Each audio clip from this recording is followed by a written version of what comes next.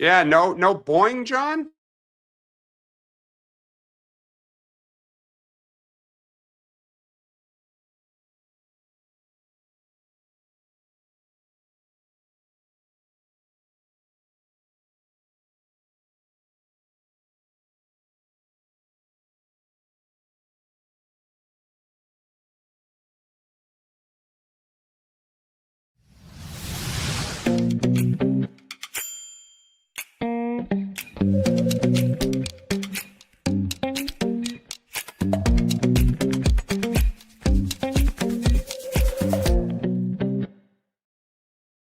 Good morning, everyone. Welcome to the Huddle. We've got some breaking news this morning. The president backing off his 48-hour timeline that he gave Iran to reopen the Strait of Hormuz. He did that this morning. Basically, the country now has 5 days after what the president called, quote, productive talks to end the war. This obviously comes after he threatened Saturday to bomb their power plants and their energy infrastructure out of existence if they didn't fix things with the Strait of Hormuz. The question, of course, is, did he really get something, or is he backing down because he's having second thoughts about crossing this sort of Rubicon? Or maybe there's no point, there's a point of no return. We're going to discuss that. We'll also talk about the president sending ICE into airports. As soon as today, he's saying that could potentially alleviate these TSA backlogs. We'll see. You will want to hear some of my reporting from yesterday. Actually, this morning I sent it out, but I made a bunch of calls yesterday to senior Democrats asking them how they would react. It was actually emboldening them, making them less likely to make a DHS deal before spring break. So we'll talk about that. Also, some whispers surrounding Chuck Schumer and his leadership job. Is it in trouble? Those aren't whispers. Yeah. They're pretty loud. Whispers. They're loud, but what do they actually mean? I mean, we'll get into all of that, of course. But before we do, Dan, I got to tell you, I might be needing to call All Family Pharmacy because if you can't hear it in my voice, I am sick again. Second time in 2 weeks. Yeah, I actually heard you almost hacking up along here just a few seconds ago. Look, so Rachel's she's doing the show here. She's coughing. No doubt Skyla's in the other room. If Rachel needs a prescription, if Skyla needs a prescription, we would recommend you go to allfamilypharmacy.com. It's so frustrating and just outdated to have to go down to your local pharmacy, wait in line. Sometimes, you wait forever and ever. You get up there and they say, give us another 15 minutes or come back in an hour, which is always just drives me bonkers. All Family Pharmacy can really help you with that. You just fill out a short medical form. A licensed doctor reviews your request. And if appropriate, let's assume it is, they will provide you the prescription. It ships directly to your door. Things like antibiotics, whatever medicine that you need, it is likely that they will have it.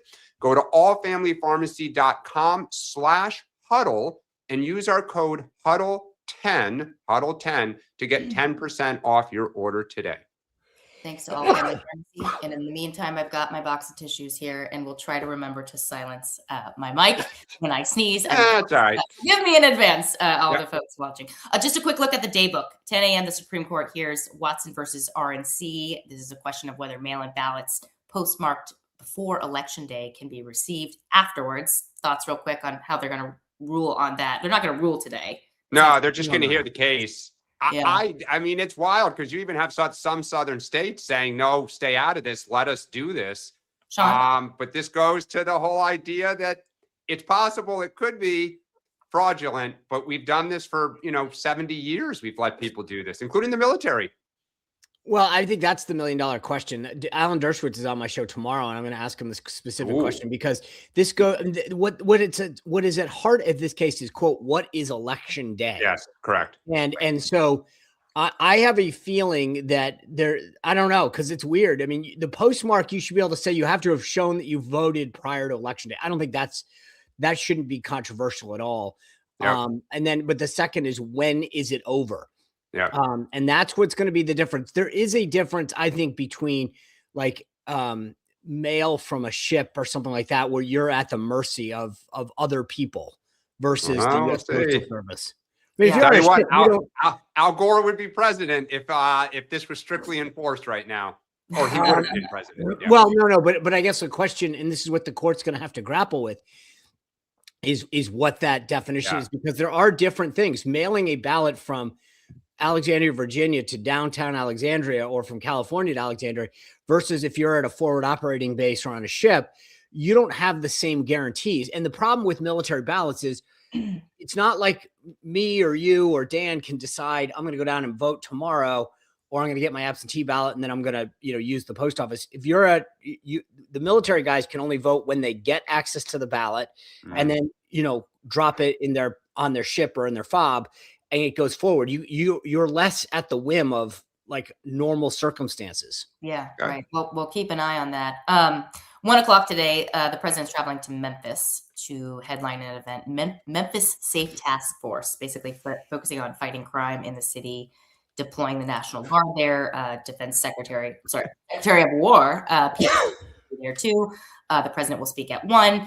The Senate, which was in through the weekend with the whole Save America Act debate, they are on schedule to confirm Markwayne Mullin as Secretary of Homeland Security tonight. And Rahm Emanuel attends a town hall in La Crosse, Wisconsin. This was after he was one of the... He was campaigning for Wisconsin Supreme Court justices, judicial candidates, I guess you would call them.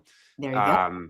Yeah, he continues to just inch along out there. Yeah. Well, we'll talk about another 2028 hopeful, Andy Beshear, who I didn't tease in the top, but some interesting things going on with him. We'll get to that in a bit here. First, guys, if you haven't subscribed to our channel, please do so. Go to YouTube, and you can search for us at the DC Huddle to subscribe. And if you've already done that, send this link to someone else who you think might like the show. Helps us get more eyes on it, get our numbers up. Really, truly support that. Okay, let's jump in. We originally were going to start with DHS and ICE and airports, but because of the president's tweet here, or truth, I should say, we juggled things here. And let's pull up the president's tweet from this morning. Truth. Sorry. Yeah, tweet, come on. Potato. Okay, here we go. He says, he owns Truth. He doesn't own X. He says, I'm pleased to report that the United States of America and the country of Iran have had over the last 2 days very good and productive conversations regarding a complete and total resolution of our hostilities in the Middle East, based on the tenor and tone of these in-depth, detailed, and constructive conversations, which we will continue through the week. I have instructed the Department of War to postpone any and all military strikes against Iran's power plants and energy infrastructure for 5 days. So, Sean, let's just start with you, because what's the word on the street here? Is it that he actually is getting somewhere with Iran, which is surprising given given that Iran this morning said we've had no talks whatsoever.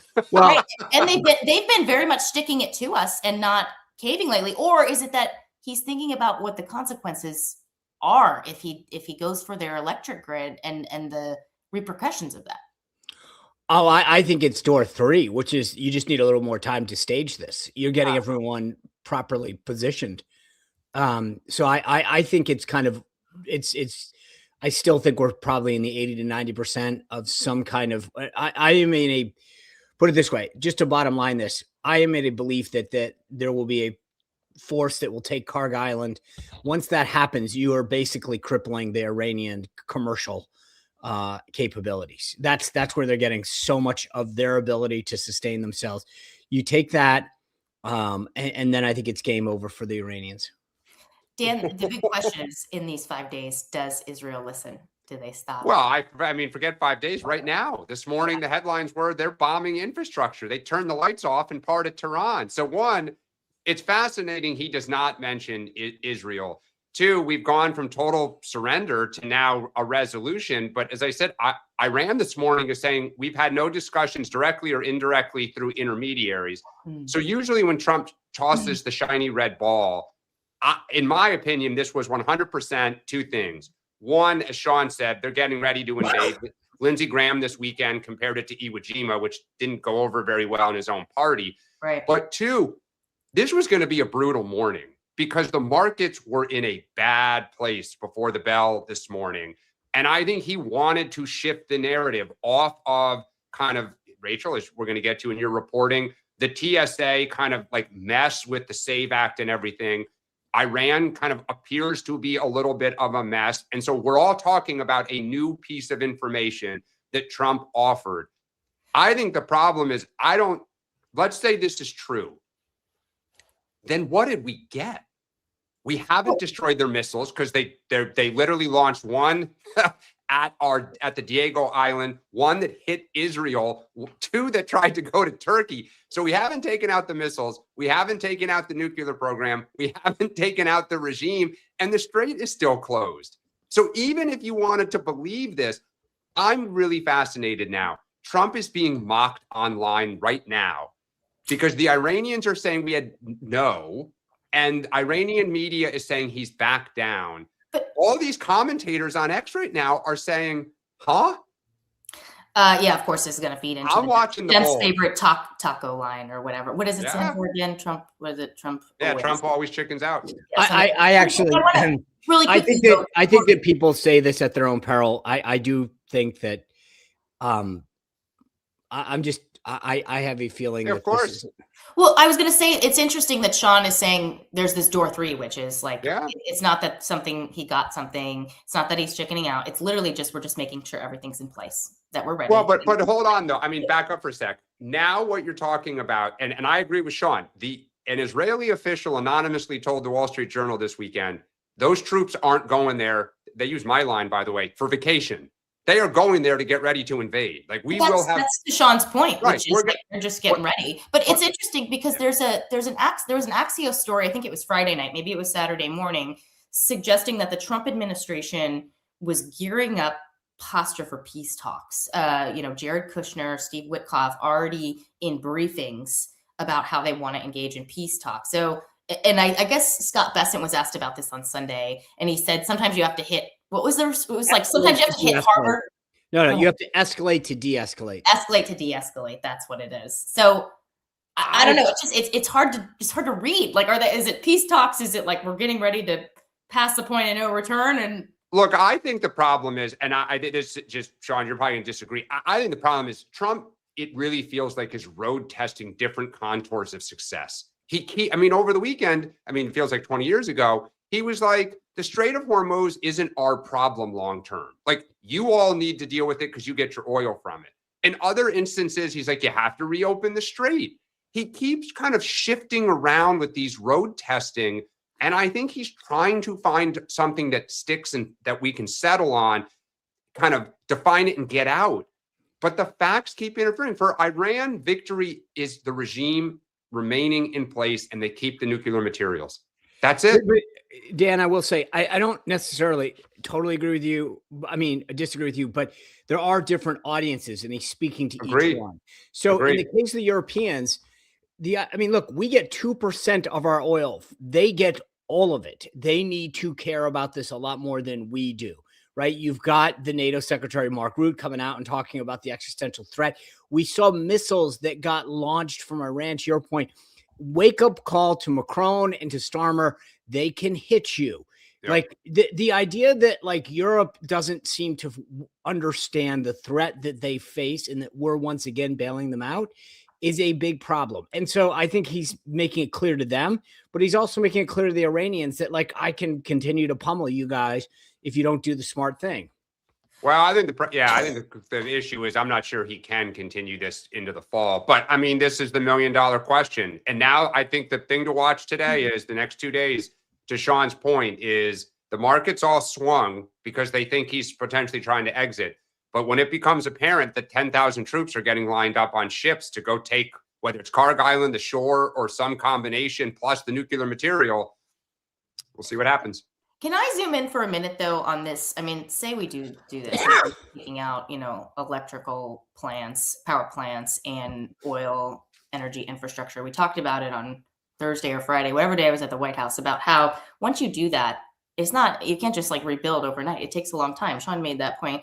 Like, what about, you're going to have 90 million people potentially without water, without, healthcare, people on ventilators. Like, this is going to really impact not just the regime, but the Iranians on the ground.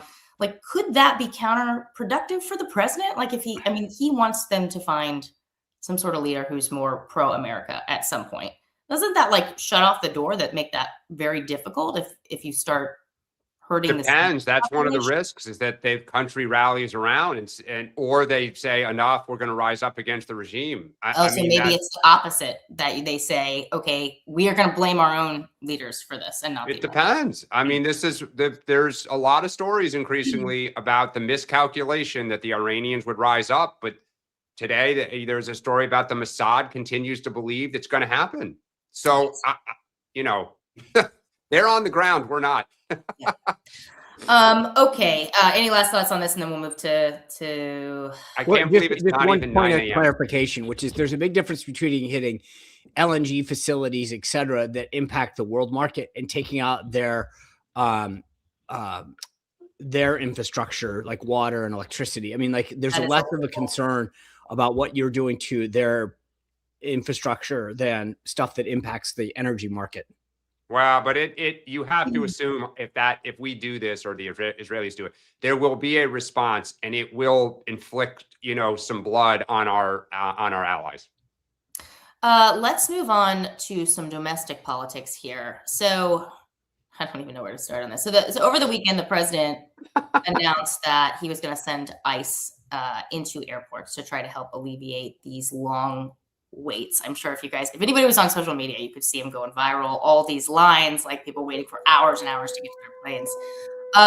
But as I mentioned at the top, like if he thought this was going to sort of push toward a deal, I mean, DHS has been shut down for now 5 weeks. It's actually done the opposite. I spent some time yesterday talking to some pretty senior Dems on the Hill, and the response I got was like, great, send them in. Like they think that the optics of ICE at the airports, armed guards kind of standing around, is actually going to help them. They think that this is showing that the White House is getting worried about getting blamed for these lines going into spring break. Like, point being that, like, I feel like we are further from a deal today than we were even just like a couple weeks ago, or at least as far. So Dan, just start there, because like you have said that you hope Democrats will sort of see sense on this, realize that the homeland is under threat and that DHS needs to open. But like, from my understanding, like they are doing no such thing right now. Well, I think there's two things. I said this on Friday, that there was a reason that they were digging in, which is that the polling on immigration remains very strong. So you've seen the White House kind of incrementally making more and more robust offers to Democrats, and Democrats continue to say like, hey, good, but we need more type of stuff. And Republicans have been offering it. I think that what is to me bonkers about the White House right now is we've said for the last few weeks, if I were the White House, I would have members of Congress out at airports and talking continuously about these lines getting longer and the chaos, and stick to that message. But throwing ICE agents at the problem, and then last night, Trump putting the SAVE Act up as, we will not address this, TSA, DHS, until you address the SAVE Act, to me is insanity. Now it looks like Trump is chaotic. Republicans are extreme. And we can say, okay, they're blocking it because they're focused on the SAVE Act. I can't believe the gift that we're being given here. Twice. I'm not sure I fully agree with that. The funny thing is, I have a sort of a counterintuitive way of looking at this, which is the following. The lines are insane. I mean, they're talking about, there was a video of the Hartsfield Airport in Atlanta this morning where you're talking about 4 or 5 hours. People who were there 5-6 hours are still missing their flights. The Democrats were finally starting to feel some pain. In fact, I would argue to some degree the Senate agreed to work this weekend so they didn't have to stand in a TSA line. That's a good one. Well, it's true. I mean, I think that they were like, I don't want to go have home because I'll spend my entire time in a TSA line or get seen cutting it. But the reality is that I think even if you argue that, I mean, the Tom Homan explained this really well. The ICE agents were there to, when you walk out of an airport, there's always that egress where there's a podium and a TSA agent or two making sure you don't go back in through the door. They were going to fulfill the exit and the entry spots to free up those TSA agents to go do the screening. So it makes a ton of sense. The problem is this. I mean, purely from, and as a guy who travels, I'm not arguing for this, but I just want to make sure. But like, if you really want to do this, why alleviate the pain? right? Why? I mean, make Democrats own this and say, hey, the lines are because of them. You're missing your flight because of them. The more you take the pain away, which is to make the line smaller, you're actually helping them. Yeah. And so I actually think from a different standpoint, ICE agents hurts the cause. But that being said, Rachel, from everything I've gathered over the weekend, I actually think they are closer to a deal than ever. I agree. I think the gap is still pretty wide, but I wouldn't be surprised to see the contours of a deal in 24 hours. I think Democrats are going to get everything but the masks. So here are a couple things on this. And I think there'll be a judicial warrants. It's going to be nuanced so that it's in hot pursuit. There'll be some nuance on that.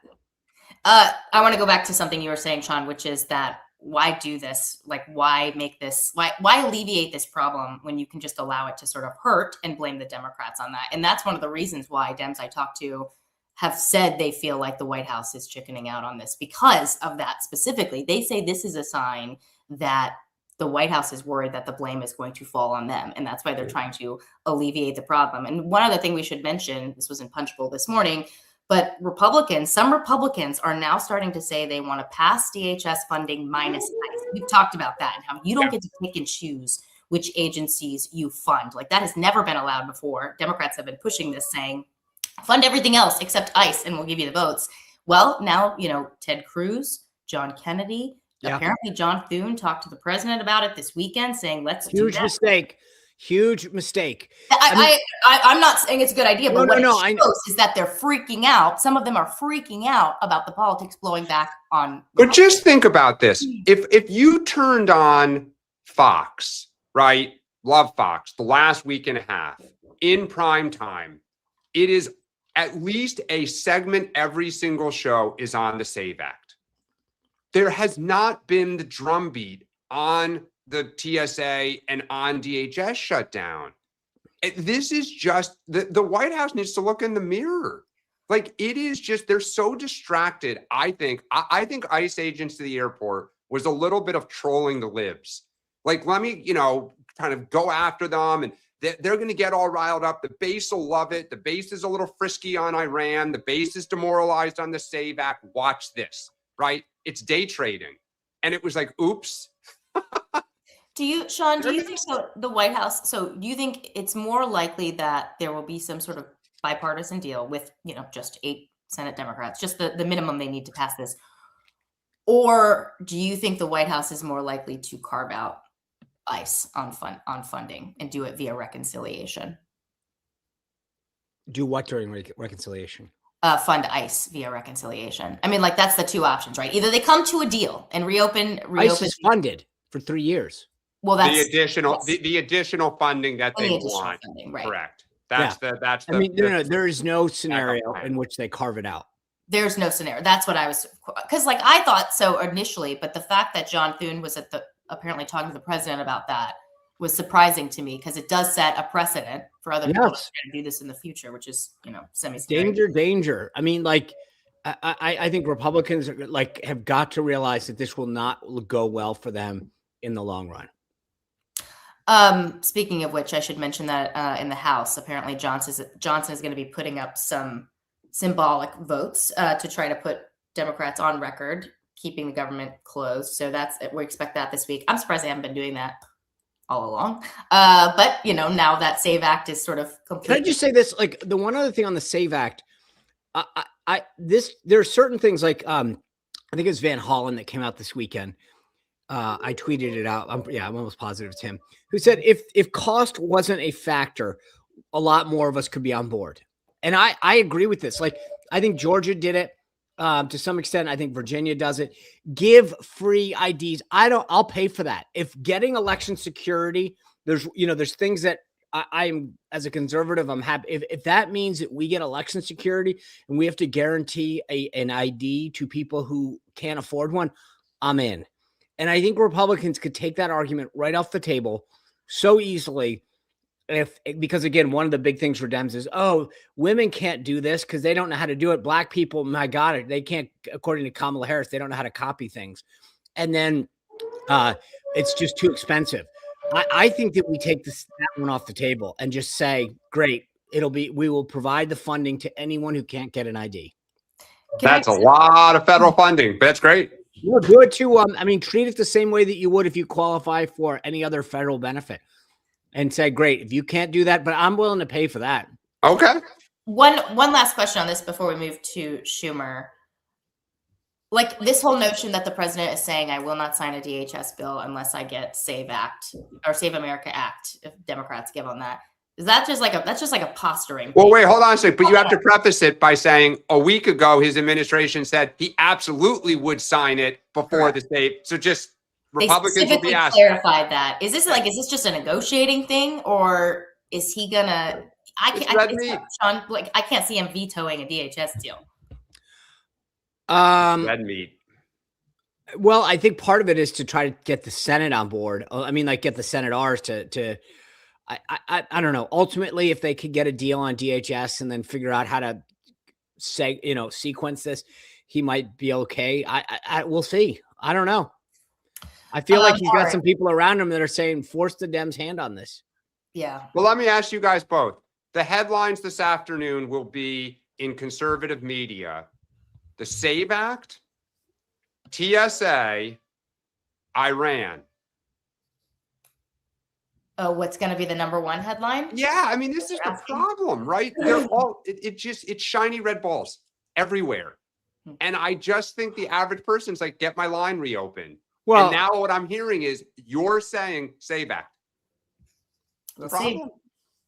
I actually think I don't think a lot of Republicans are going to be happy about, Hill Republicans. Obviously, we talked. I think this will be determined on like what the latest is. As I said, I feel like we're pretty close on DHS.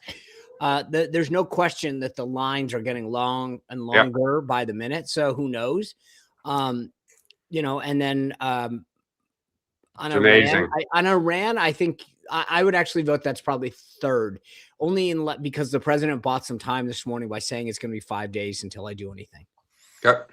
I am very curious if you guys are right that there is some sort of deal in the next 20 By the way, just remember this. The last time he said, I'm giving a few days, he went and got Maduro the next. So to be clear, the people I was talking to are not going to be the ones who would vote for something like this, obviously. And all they need is 7 or 8. So there you go. Well, no, I mean, look, they will, Rachel, if they get basically 9 out of the 10 things they demanded. Then they will. We'll see. It's just man. I don't know. I understand why they should, but the will is a different thing. So we'll see. Yep. All right, let's move on to Schumer and his future. So the Wall Street Journal had this story on Friday night. Sean initially sent it around and we were chatting about it over the weekend, but it suggested that there was this mutiny afoot by some Senate Democrats to try to get Schumer to step aside as leader, or at least make some sort of promise that he's not going to lead next time, that he's going to be retiring when he's up for re-election in 2028. I have covered a lot of Senate leadership elections before, and this story to me, I mean, Dan, I'm curious you're talking about, to me it seemed like some sort of desperation, honestly, by the people who want him to step aside. I mean, realistically, it's not going to happen. I mean, you can't beat someone with no one. Brian Schatz, who's the person who's expected to sort of succeed him, is not going to run against Schumer. Anybody who does is going to get probably crucified in a private vote. Because again, guys, this is a secret ballot vote. So senators do not have to tell you how they're going to vote. And I just feel like a lot of senators, yes, they like to complain publicly about Schumer's leadership. The base loves it. People eat it up. But privately, a lot of them give him a lot of space to do what they think he needs to do to lead. So, but I'm curious, Dan, though, what you made of this. Is he in trouble? I mean, I think yes and no. I think winning cures all. So if we win the majority, he is probably safe, because at the end of the day, as you say, in a private vote, he'll say, look, I delivered the majority for you and guided us through what was a difficult period. The problem I think he has is the Mitch McConnell problem, which is increasingly the party is evolving, and he is a, mainstay of the past. He is that Clinton wing of the party. Remember, he rose because he was a great fundraiser. He was close to the New York business community. He was not a progressive. That's why Schumer that's how he made his name. It's why Harry Reid made him DSCC chair. Now that is a liability. And I think that increasingly let's see how some of these primaries play out.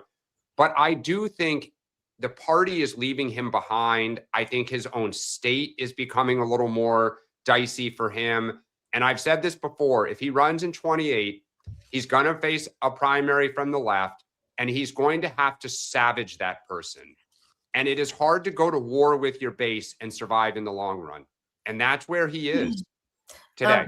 Do you think he ultimately has to will end up making a promise that he will not run again? And no, because it'll weaken him. But I do think he will keep his options open about what to do.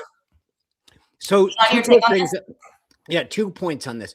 One, the timing in this is like insane. The Democrats actually have a theoretical path to majority. I don't think they'll do it, but I think that if you're Schumer, the last thing you want to be out there saying like, look, we could take the majority. We could be in charge. We could stop the Trump agenda. Right. And this is what is Dan loves talking about chaos on the right. I'll mention it on the left. Like, this does not look good. The second thing is the Senate is probably the clubbiest club in the world. It is like, and the idea that Chris Murphy from Connecticut is willing to go on the record. It's one thing, because normally it's behind the scenes, it's backstabbing, it's whatever, and basically say, yeah, a lot of people are calling me and saying they don't like the guy and da-da-da. He was asked about it on the record. Like, even though he's spoken about this, he was asked about it on one of the Sunday shows this weekend, and he wouldn't deny it. I mean, like, that's not, if you're Schumer, I mean, Senator Murphy is not Schiff or Bernie Sanders. I mean, like, he's not like, so that is not a good sign. He's your neighbor in Connecticut. Murphy has increasingly tracked to the left, it feels like. So, but the fact that Elizabeth Warren is a part of this, the fact that Van Hollen did not, dispute that kind of if asked, I will serve, like, to Sean's point, it's just the natives are restless. And that is, look, in 2006, when Harry Reid was leader, you would have never had other senators going and supporting primary challengers to the DSCC's people the way they are right now. Like, that lack of discipline, that kind of willingness to publicly blow off your leadership. We talk about Hakeem Jeffries' weakness, but that is a different, this is what happened to McConnell. People started taking shots in Republican primaries. Trump was on a different page. It just slowly but surely, it just chips away. Yeah. Two little nuggets from the story to pull out. You mentioned Murphy, Sean. The story actually leads with Murphy apparently telling a bunch of private donors that they're keeping a list of Democrats who would vote against him. Now, Murphy does go on record and saying he thinks the comments were just like taken out of context. So even though he's not saying people have questions about Schumer's leadership, he didn't stick by that lead in the story, which I thought was interesting. The other thing I would say is Warren basically accuses Schumer of lying in the story. That's like that's a big deal. Like, that's a big deal. Anyway, we'll keep track of this. But before we go to our next topic, we have got to talk about. Go ahead. Did you have something you want to add on that? No, you want to be cozy when you're talking this topic. Well, no, I will, but I just want to. Rachel, you mentioned masks and the DHS. I don't mean to take us backwards, but President Trump just and said, I'm a big proponent of ICE wearing masks as they search for and are forced to deal with hardened criminals, many whom were let into our country by sleepy Joe Biden and his wonderful quote, border czar Kamala. She never went to the border, though they're absolutely insane open border policy. I would greatly appreciate, however, no mask when helping our country. Thank you, President DJT. Oh, does that mean they're not going to be masks? Say that he ended it by saying what? He ended it by saying no mask when helping our country out of the Democrat-caused mess, all caps, at the airports, etc. Thank you, President DJT. Okay, so that was a big question, and that was what one person was like, can they please show up to the airport wearing masks? Because the optics of that are going to be very bad. So they will not be in masks as they show up to the airport. Do you think that they're still going to be there by Friday, Sean? Well, as soon as it reopens, I told you, You think no, be there the whole time the answer is no. By the way, you're now, so it's now 9:05. You are now playing on Democrats' turf. You're now talking about masks.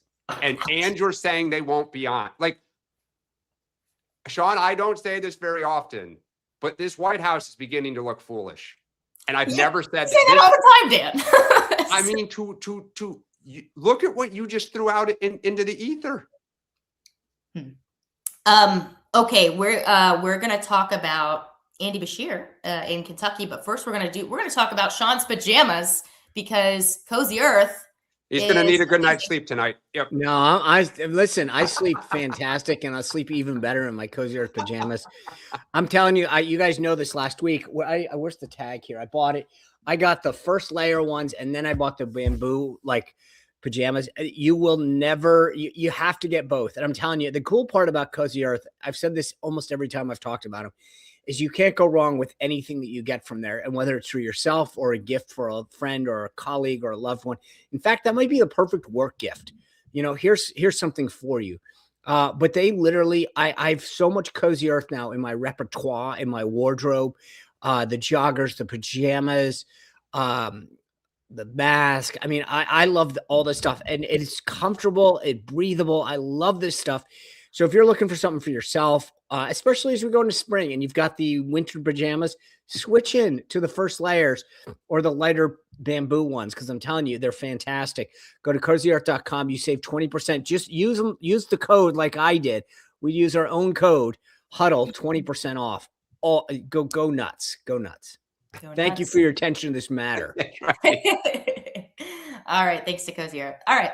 So President Trump, obviously he's Democrats' top nemesis, and some of the most party's ambitious leaders, though, are starting to look past him and look at JD Vance. Example number one this weekend, Andy Beshear of Kentucky. He was traveling to Ohio, and he basically took shots at the vice president. He said that in Hillbilly Elegy, which is obviously the famous book that Vance wrote, he accused Vance of trafficking in stereotypes. Let's see. It is poverty tourism because he ain't from Appalachia, the governor said. So he's taking shots at the president or the vice president here. And, Dan, I have to say, I have heard some Democrats say that the 2028ers are focusing way too much on the president right now. Obviously, That's easy to score points with the base, but he's not going to be on the ballot in 2028. So increasingly, they should be looking at who that person is going to be. So smart.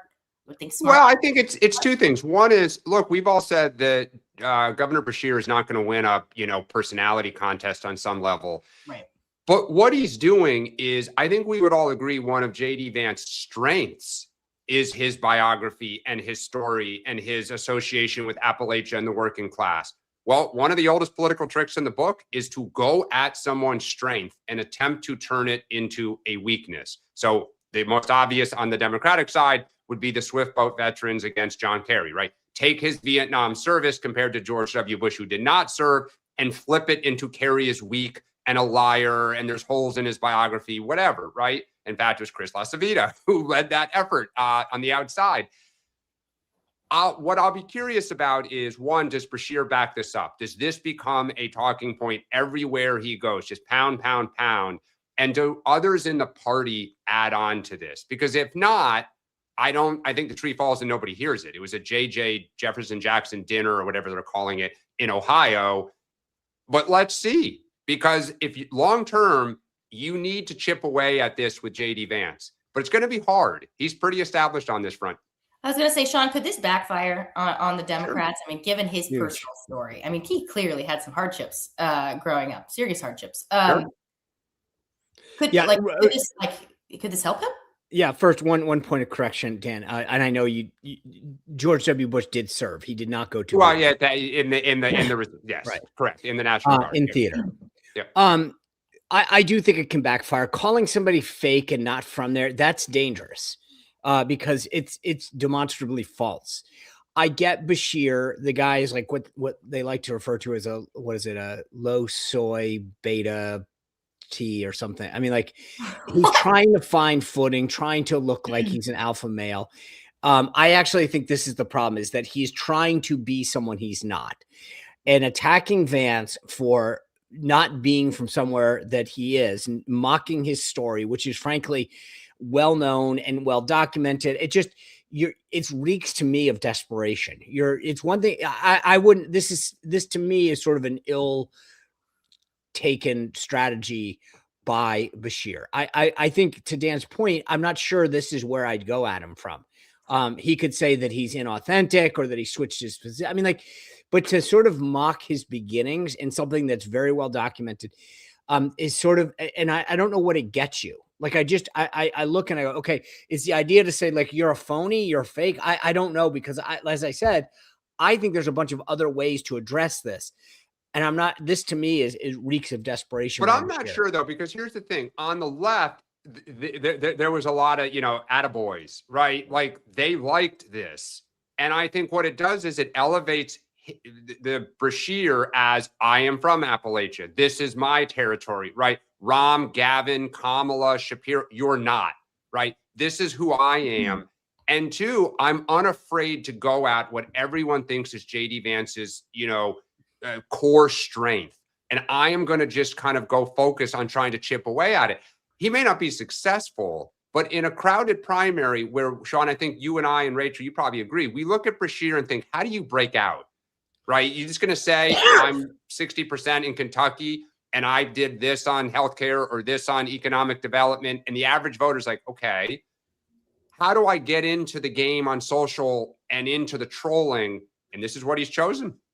Well, yeah, I think that part of his argument does work, though. I think if you're saying part of that speech, he contrasts Donald Trump won here 55%. I actually won it here 20%. Yep. So like he actually can talk about being a winner in a place that's contested.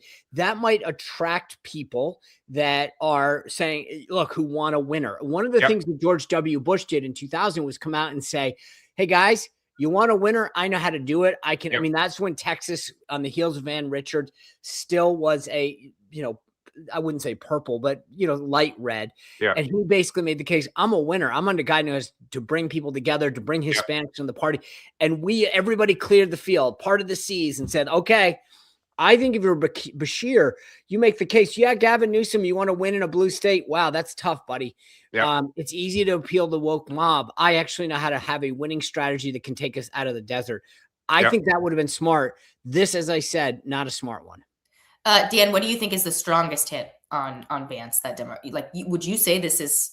Do you think this is the strongest? Well, look, I don't know. I mean, again, I think you got to chip away at this. Right. And I think arguing about whether he really grew up in the Cincinnati suburbs versus Appalachia, that I've seen candidates take things that I thought you could never, chip away at and ultimately be successful. So, we'll see. I mean, it's Vance, I think at the end of the day is going to rise and fall to some extent on where Donald Trump is. If Donald Trump is popular-ish, right, I think Vance is in a strong position. If Donald Trump is not, Vance owns the whole pile. And that's his issue. The one last thing I'll say on this is that traditionally, I get Trump isn't on the ballot, right? And that might be a very traditional, exactly. And that's a very traditional way of like, well, you don't want to go after him. But Trumpism, MAGA is on the ballot. If I were a Democrat, I would try to figure out, is there a strategy that says, I want to put an end to this, not Trump, but MAGA, Trumpism, America first. Like chaos, that to me, because you're missing the point. As Donald Trump says, I mean, this is the whole discussion that we have all the time about whether like the MAGA movement, who will own it? Where will it go? And if I'm a Democrat, I want to be the person saying, I'm going to stop the movement. Well, don't underestimate too that some people think Vance is a phony, and that has appeared in some data that people have done. This is part of that, right? You're just chipping away. You got to do both. You got to take down their character and you got to define them on policy. It's all of the above game. Yeah.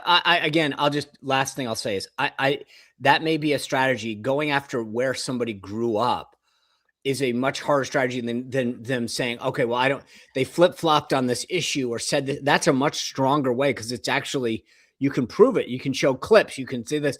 Trying to argue that they're not from somewhere where they can show you that they're from, it's to me not a smart argument. Or they could argue like that he should know better, right? Maybe they should ask for his birth certificate. Well,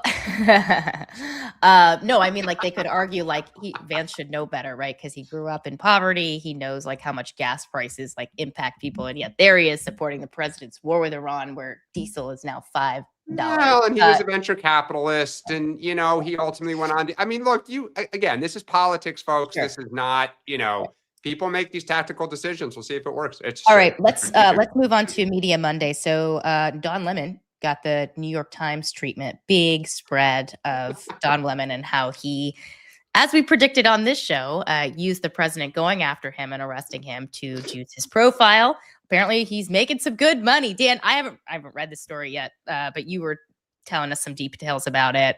Like, what stands out for you on this story? I think it's just that it epitomizes the way now that when one is attacked or kind of prosecuted, the way you can monetize it to become a celebrity for your side. Again, Trump masterfully took the indictments every time and flip to us against them. I'm being unfairly treated, and Don Lemon has kind of done the same thing. He is all over his Substack following and social media following dramatically increased after the arrest. He is a very popular figure on the kind of speaking and booking circuit now on the left. He says in the story he now makes more money than he made on CNN, which was a couple $1 million. So let's assume he's not lying. That's pretty good in our business. And it just is about the culture. And if you are in lockstep opposition to Trump in the media, you can monetize it. Yeah. So a couple things on this. Number one, I always love how the fact that all these media people who claim that they're not biased and that they're in pursuit of the news and Jim Acosta, Terry Moran, John Lemon, when they get fired from their legacy media jobs, suddenly they show us their real stripes.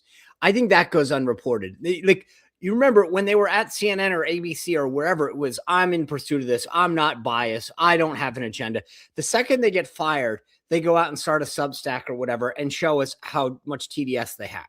Like, let's not forget this. Journalist after journalist, air quotes, literally every single one of them to a T goes out and becomes Sean, not right here. Okay, but you okay, that's I didn't put you in that same scenario. So the second thing is you notice how the New York Times loves to profile these folks. They're like, that's who gets the profile, never the person on the right who goes out and does something very successful or leads an organization. It's somehow they're the hero. And again, this is what's wrong with this legacy left-wing media. To me, that was what I found so fascinating about this, that suddenly they're the big hero. They go out and do all this. Everybody loves them.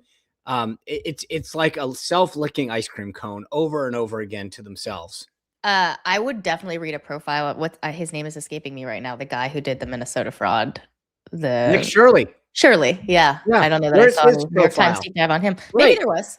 To be fair, maybe there was. No, I think you raised a good if point. there was, it would suck.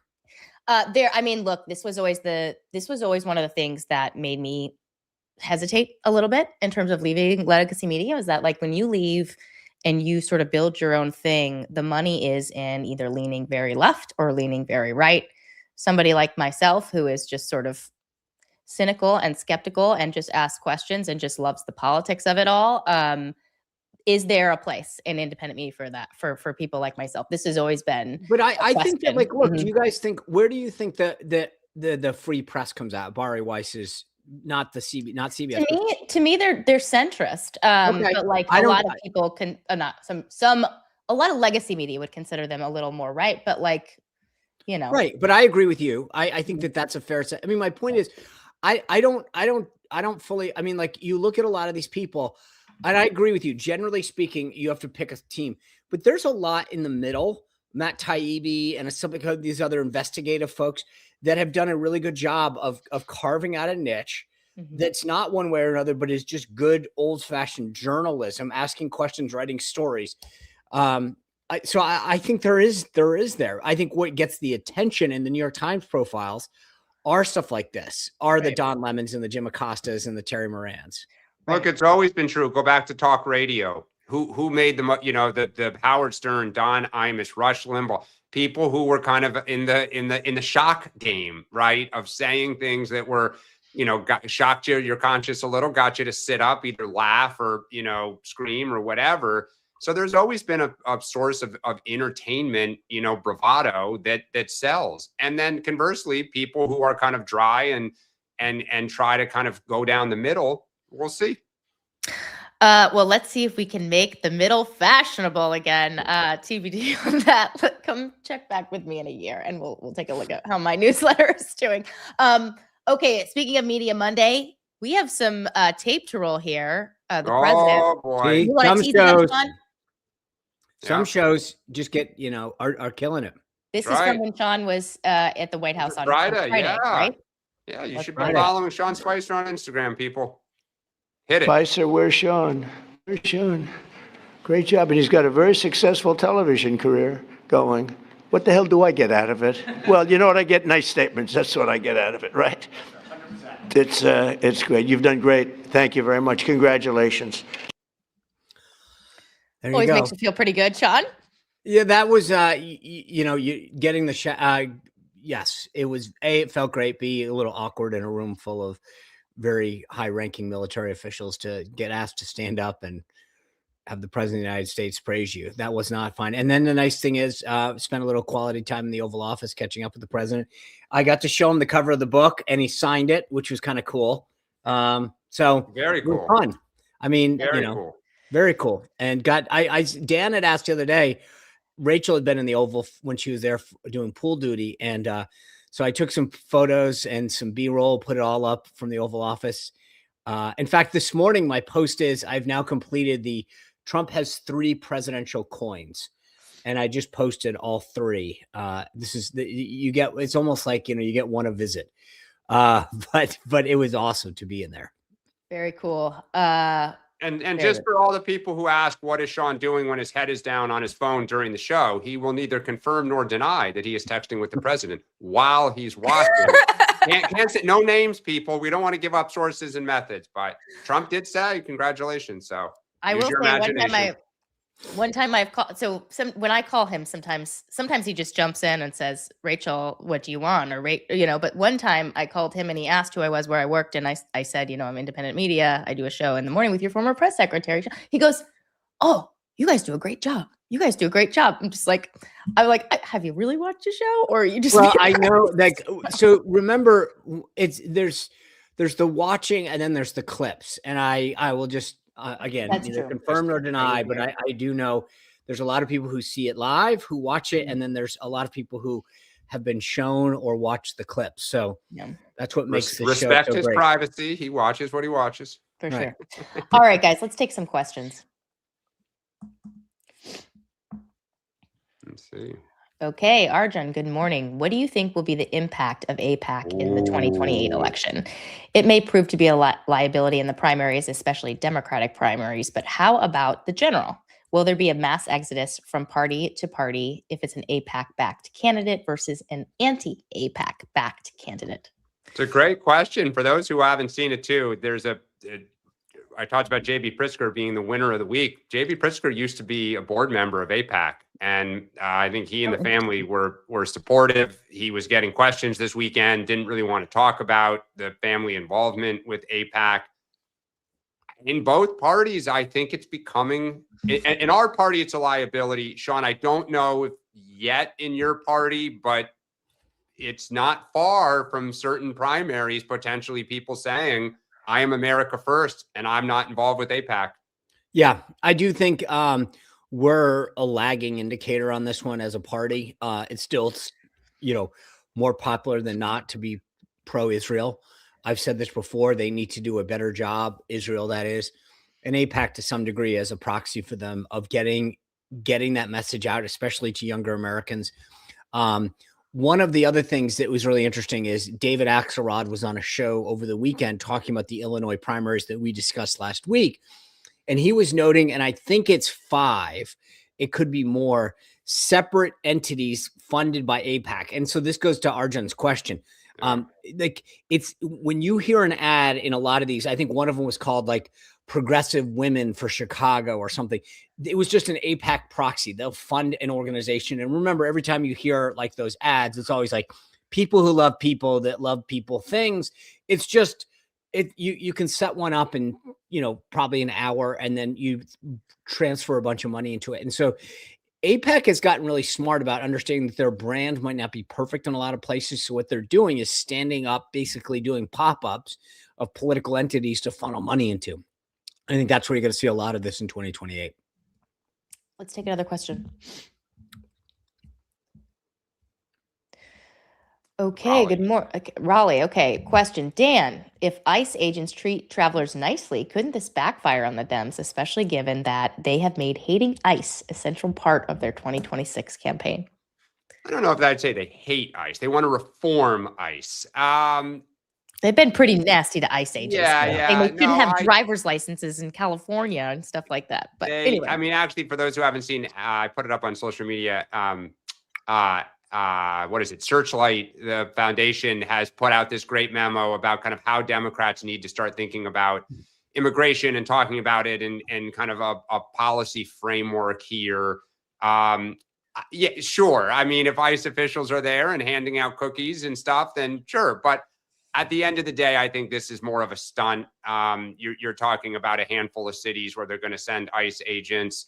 I think the bigger thing is ICE is changing. I mean, from where ICE was in January to where they are now, you don't hear them in the headlines except for TSA. They're not in these cities with highly confrontational made for TV moments anymore. They're more quietly doing their job, which is what Barack Obama did, by the way, in 2012. So, Raleigh, the one thing that's interesting is I'm sure the ICE agents are always nice and polite. I mean, yeah. I actually am more worried of the inverse, which is if I were standing there, you saw some of the B-roll, these guys going in this morning, they're wearing their flak jackets. They've got, it says ICE police on them, whatever. I actually worry for their safety a little, or just for their mental health, that that you have a bunch of TDS Democrats walking by them, yelling at them or calling them names. So I think they will be the professionals that they normally are. I do worry about the abuse that they might get from people on the left. It's actually a great point, Sean. It'll be interesting to see. I wouldn't be surprised, by the way, in the next 24 hours if we see viral videos of somebody trying to make a scene at an airport going after them. Yeah, or like vice versa. Spitting or yelling or something like that. Yeah. We'll see if things escalate. I will say one thing, and I had this in my newsletter this morning. I was just asking random people about this over the past 48 hours, not Democratic lawmakers, but random Democrats. And one Democratic voter said to me that if ICE can actually help the lines go faster, then they welcome it. So even though there's the hard line here with Democratic lawmakers in Washington, if this does go well, then maybe you're right, Raleigh. We'll see. Let's take it. But the funny thing is, the causality of this, I just don't see it. Right. So right now, here's the problem. You don't have anything to compare it to. Right. So I go to the airport today. It's a 2-hour wait. I go tomorrow morning and it's an hour and a half. First of all, no one travels like that except real hardcore travelers. Right. So is there a causality? Do I go, wow, ICE helped me today? I don't think so. So I actually don't think that anyone's going to they may help. I just don't know that anyone's going to give them credit for it. Yeah, we'll see. Let's do another question. Okay, will Israel claim Greenland is building a nuke? Jeez. All right. I mean, that was so 2 months ago. Come on. Come on. Let's take it. I will say I am very curious how Israel talks about the news, this morning.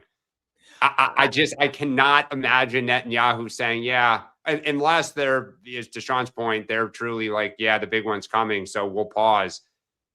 Well, there's other things they can do in the meantime, though, right? I mean, they're still. They literally have said we're going to start hitting their infrastructure last night, and they have today. So okay.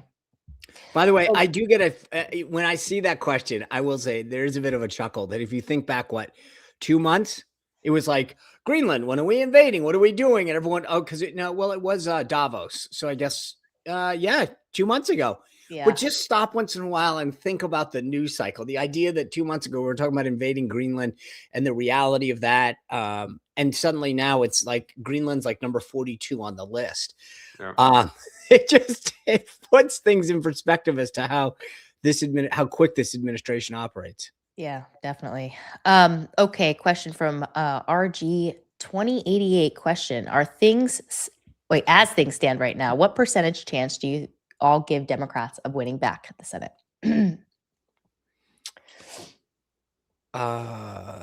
20. Yeah, 30, 40 is what I was going to say. 20. I will say this. If we are still in Iran at Memorial Day, oh, look at that. Poly markets, Republican, 52% think Republicans, 49% think Democrat. It did flip briefly, I believe, last week, 50.1 to 49.9 or something, Democrats. I would the two states that I would watch are Iowa and Alaska for that fourth. Texas is also there, but Iowa is a funny state right now. That is a state that people just kind of have an eye on. Yeah, look at that. I think decline. I'm actually intrigued by this in the sense that if you look at the trajectory of that poly market on both ends, like I would have guessed it would have stayed like at steady state a little higher, like where you see that line on both ends. The blue line basically staying at, somewhere in the 30 and the Republican line in the close to the 60 something. The idea that they're now converging to me is fascinating only because you got to wonder if that's just economic. Like once we went to Iran and prices spiked, if that was what made people. Well, and I think that's part of the reason for that they're watching Iowa too, is just prices and farmers' frustrations and manufacturing with the oil costs and something funky. I will also say so too, Dan, let me ask they're you more this. bullish on Ohio because of that governor's race right now. If you had to take Democrats, I think today would win the Ohio governor's race. Really? Oh, I don't know. I think Vivek's got some structural problems. I mean, I'll tell you, I've said this before. One of the things that I wrote an op-ed 10 years ago, I think, called Mechanics Matter. And it cannot be overstated. You campaign, if you go into Ohio and you just think that I got a Trump endorsement or I've got name ID, you have to actually run a good campaign. You have to have a good candidate that runs a good campaign. Mechanics matter. And I don't think that enough attention has been paid to Ohio. I haven't. So I'll be interested to see what's going on there. Yeah. But I think that's it. And if on the poly market, the one thing that I'll be interested, Dan, real quick, I know we're out of time. Would you take that bet right now? That Democrats win the Senate? At 49. No, but you're getting warmer. I do this. To me, it's getting eerily similar to 2006. We'll see. Yeah. We are at time. Sean, what do you have coming up on your show? You said Dershowitz, or is that tomorrow? Dersh is tomorrow night. Okay. Ron Johnson tonight. So we'll talk about the Save Act, Iran, DHS. We got a lot. I mean, he's going to we're getting our money worth out of Ron Johnson. And just to be clear, that's no money. But and by the way, this is a guy, I will say this, Ron Johnson has been beating the drum now for months about why we don't just pass his bill, which says there never can be a shutdown. I hope I'm going to start with that because I don't know why. This is silly what we do. Yeah. By the way, I got a text from a Democratic source during the show, a chicken emoji and a taco emoji. So there's how Democrats are already starting to talk about this Iran delay. Or they're hungry for a chicken taco. Or they like chicken tacos, one of the two. Also, just before we wrap here, apologies. I apparently was having some audio problems. It turns out, once again, my mic was not plugged in and I was using my laptop. So for all those who put that in the comments, I'll have that right tomorrow. Thank you, guys. We will see you back at 8:30 Tuesday.